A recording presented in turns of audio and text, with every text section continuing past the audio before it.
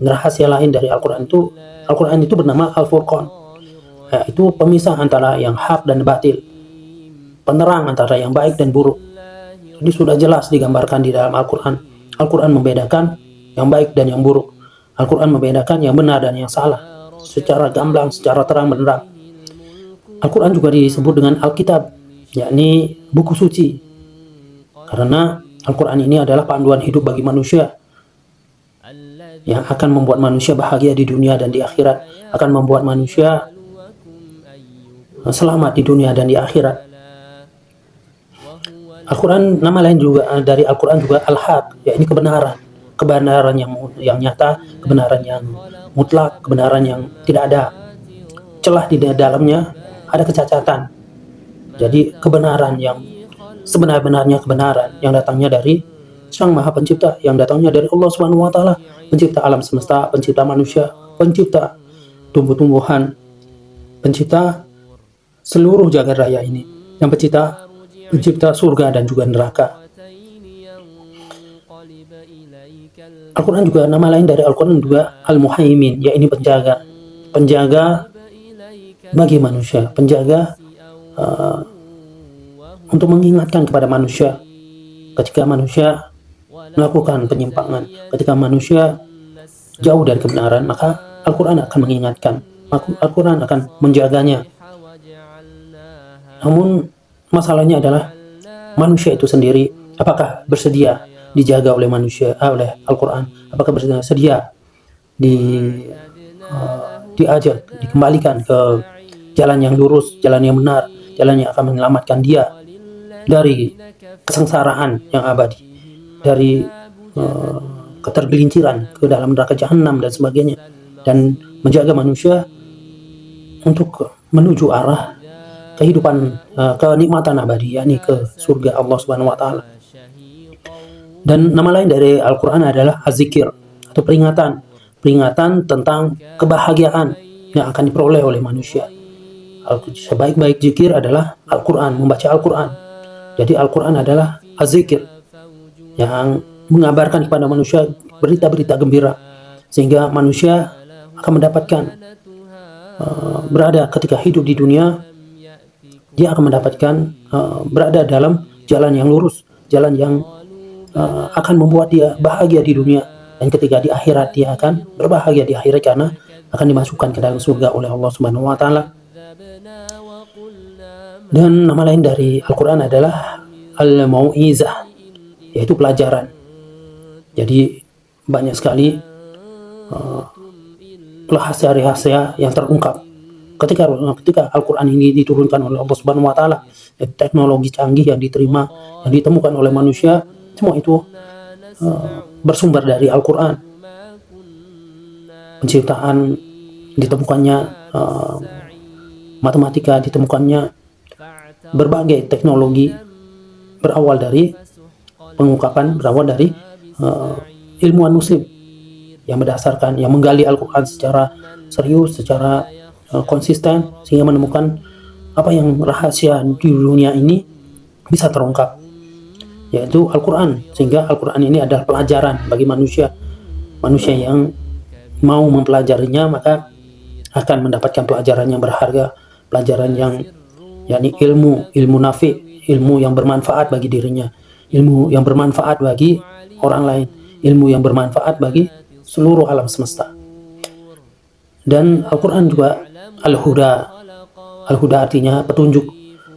Di dalam Al-Quran ada petunjuk atau buku panduan bagi manusia bagaimana menjalani hidup yang benar, bagaimana menjalani hidup sehingga dia mendapatkan kebahagiaan, sehingga dia selamat, sehingga dia membawa kebaikan, menyebarkan rahmat kepada seluruh alam. Karena Al-Quran adalah Al-Huda, yaitu memberikan petunjuk kepada manusia sehingga manusia selamat di dunia dan di akhirat. Dan Al-Quran juga, nama lain dari Al-Quran adalah Al-Bayan. Al-Bayan artinya Al-Quran keterangan. Al-Quran memberikan keterangan kepada manusia, memberikan informasi kepada manusia tentang sejarah manusia zaman dahulu, dari Nabi Adam, Nabi Nuh, Nabi Soleh, dan semua para nabi, dan juga manusia-manusia yang durhaka kepada Allah Subhanahu wa taala, yakni seperti Firaun dan orang-orang yang menolak kebenaran lainnya. Dan itu akan menjadi pelajaran bagi kita. Jadi nama lain dari Al-Qur'an adalah Al-Bayan, yakni memberikan keterangan, dan banyak lagi nama-nama Al-Qur'an, dan merupakan rahasia yang apabila musuh Islam mengetahui kehebatan Al-Quran, dia berkata bahwa ini adalah sihir, ini adalah sihir yang nyata, karena susunan kata di dalam Al-Quran bagaikan gelombang dahsyat ketika berhadapan dengan kesombongan mereka.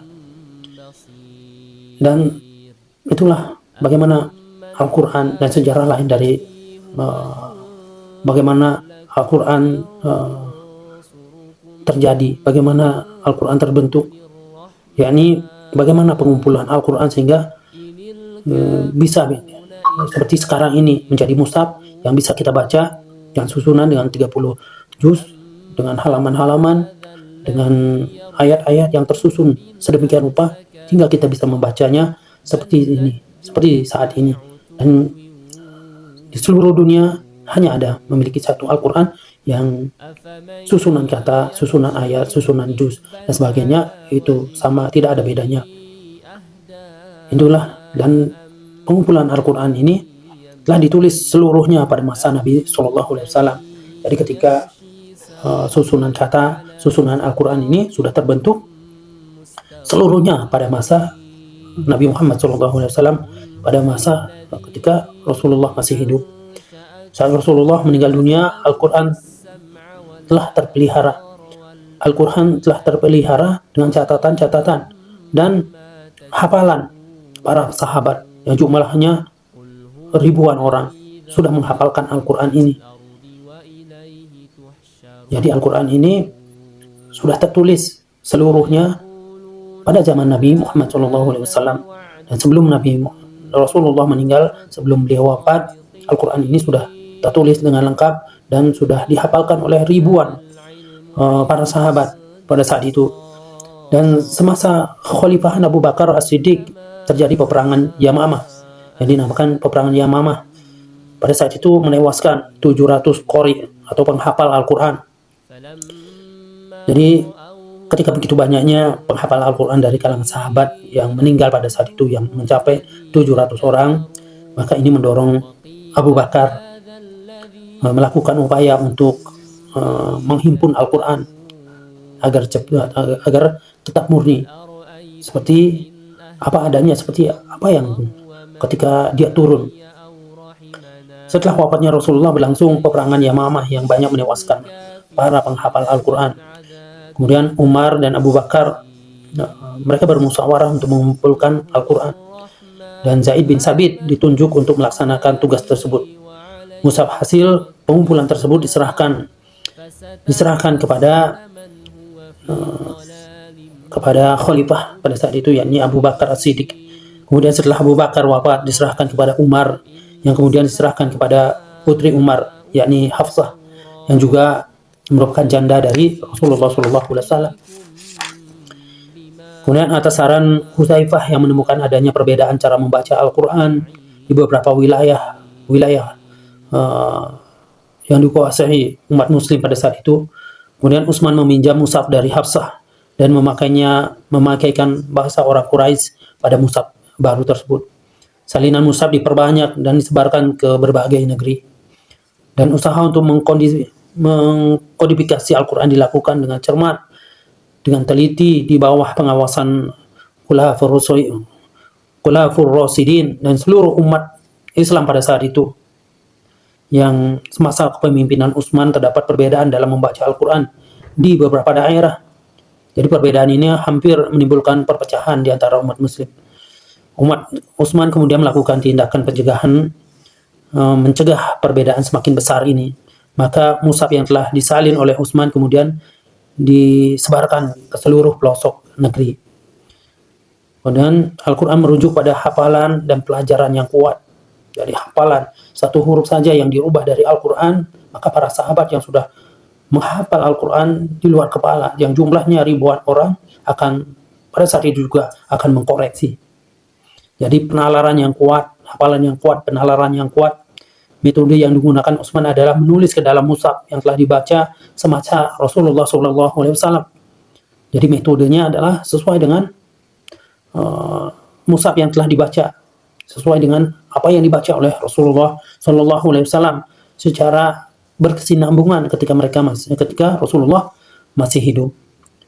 Menulis apa yang diyakini sebagai Al-Quran dan disepakati oleh seluruh sahabat. Jadi para sahabat memperoleh konsensus dari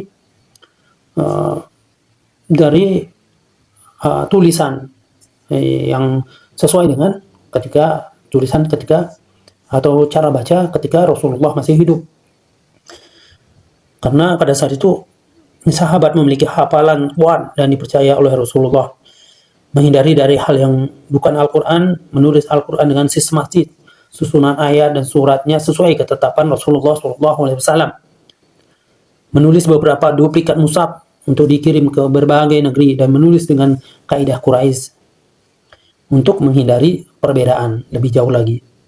Kemudian Utsman menyimpan naskah asli mushaf yang telah dikumpulkannya pada kali kedua setelah sebelumnya yang pertama dikumpulkan pada masa Abu Bakar. Naskah asli tersebut sebagai mushaf imam. Mushaf tersebut dipelihara dan dibaca oleh Utsman hingga terjadi pembunuhan pada dirinya. Mushaf itu kemudian berpindah ke raja-raja Bani Umayyah.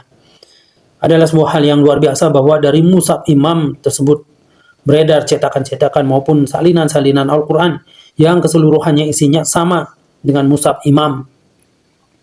Semenjak adanya Nabi palsu Musailamah Al-Kadzdzab, hingga saat ini belum ada yang mampu menandingi Al-Quran.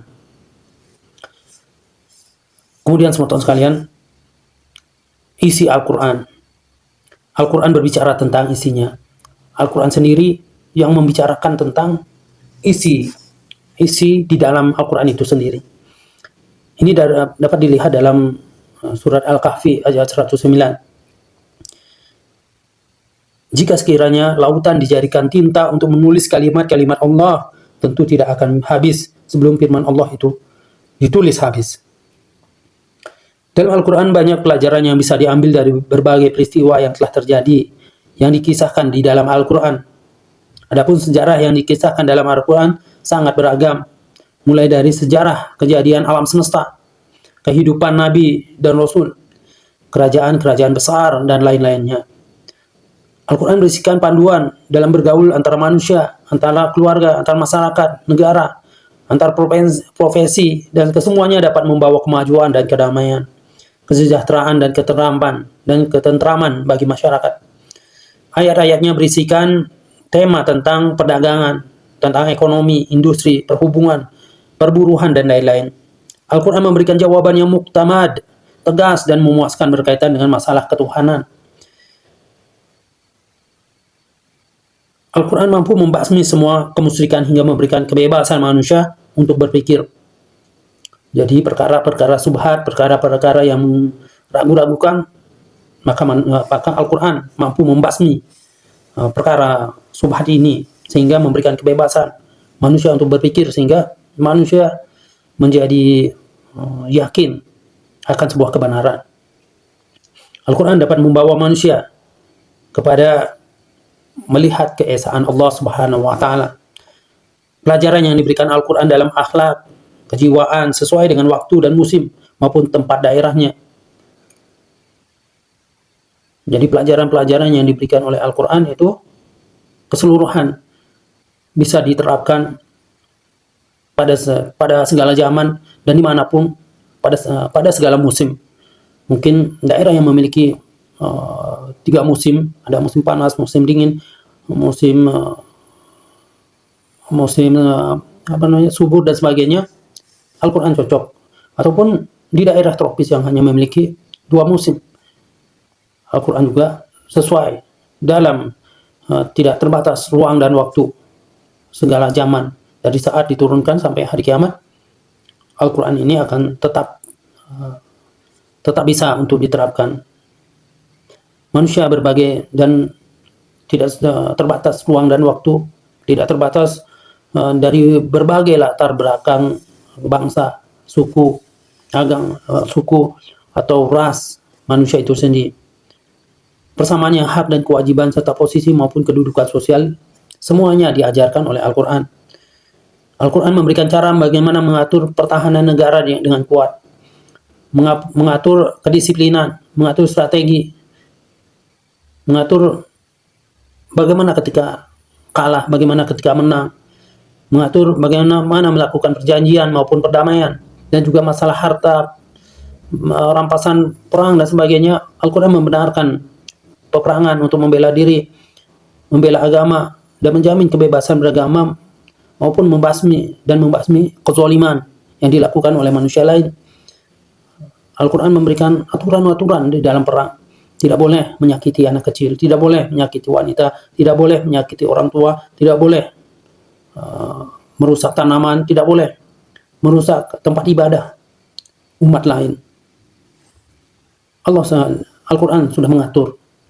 Manusia diberikan pengetahuan oleh Allah hanya sedikit saja, seperti difirmankan dalam Al-Quran Al-Isra ayat 85 yang artinya, tidak kami berikan pengetahuan itu kepadamu hanya baru sedikit saja. Apa yang ditemukan manusia dan termasuk baru pada masa berikutnya akan ditemukan lagi pada hal yang baru. Semuanya itu sesungguhnya bukan hal yang baru. Hanya saja manusia baru menemukannya. Dan itu semua sumbernya, pokok-pokoknya ada di dalam Al-Quran.